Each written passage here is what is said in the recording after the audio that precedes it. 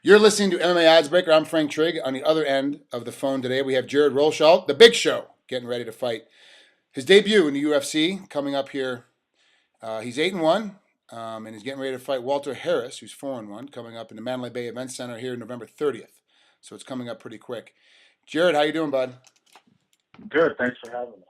Appreciate it. Hey, listen. The last time I actually physically saw you was when you fought and lost to Derrick Lewis back in Legacy Fighting Championships 13. That was way back in August of 2012. That's your only loss. Since then, you've crushed two fools in your last four fights. Well, your last one was a KO, a TKO before that, and then two decisions. What's been the difference since Derrick Lewis that has kind of put you on this terror? Anytime I think if you're a real competitor, I think anytime when you lose, it really kind of lights a fire under you if you're a true competitor. And after losing that fight, I realized that I probably needed to take a little time and get in better shape and stuff. Because going into that fight, I took that fight after 6 months after a knee surgery. So I went in there, not in the best of shape, and thinking that I could finish him in the first round. And once it went past that, I was in trouble. But since then, I took the next 6 months after that to really let my ACL for sure be healed up, and started out 2013 with a 7-0 opponent, and just got it started off right. Got a couple wins, and I think this will be my fifth fight this year. So Yeah, you've really been working your ass off this year. February of 2013, Richard Odoms. April of 2013, Bobby Brents. June of 2013, Richard White, and then Jason Wellraven back in August. And then now all of a sudden, coming up here in the end of November. Is this the kind of pace you want to keep right now? Is doing 4 or 5 fights a year? uh, you know, I guess it depends on how each fight goes.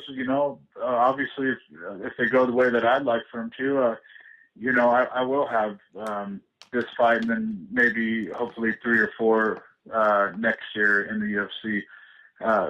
Like I said, that depending on how it goes and injury free and stuff, I do like that pace, and I'm training all the time anyway. So when I go 6 months of just training hard and not getting a fight, it's really taxing, So it's nice to see the light at the end of the tunnel, to see what you're working toward. And even for this camp, it was kind of like, I found out about the UFC, and then it was like, that the fight was still, a month, 2.5 months away, and it was like, well, we're training all the way up to it. I've already been training because I thought I was going to have a different fight, and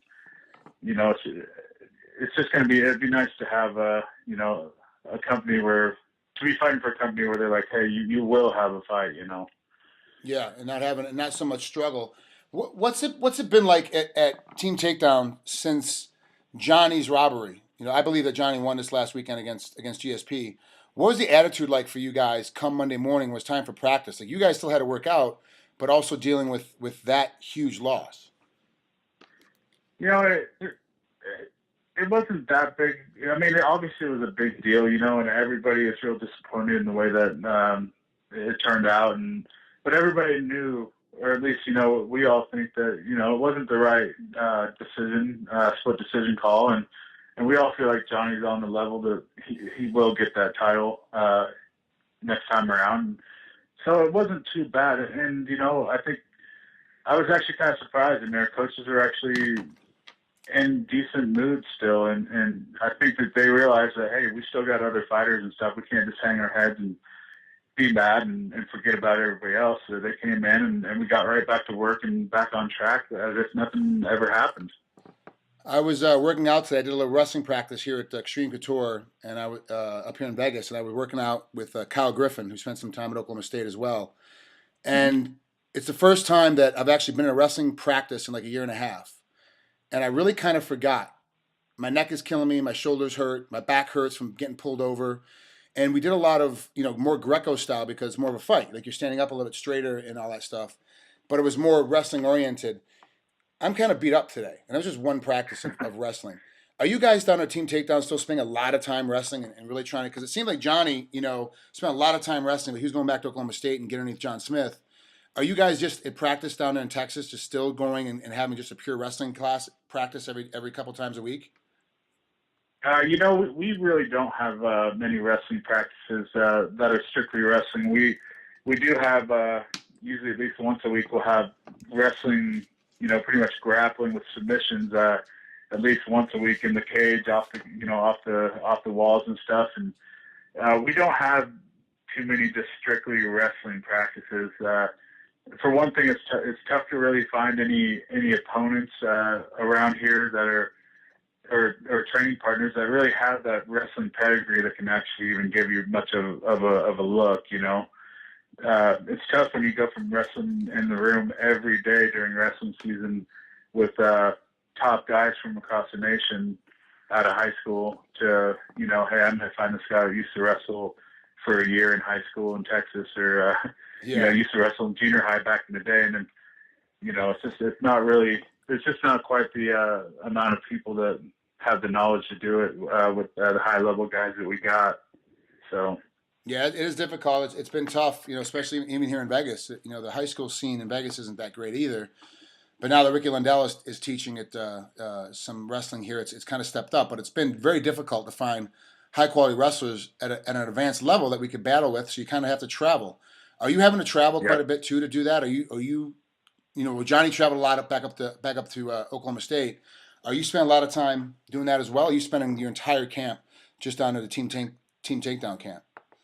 No, I've spent at least, I've been up there, I think, 3 times this camp, which, like I said, I started my camp as soon as I found out, pretty much the week after I found out about signing with the UFC. And so I've gone up there 3 times since then. I was there all last week while they were in Vegas, getting Johnny ready and doing all that.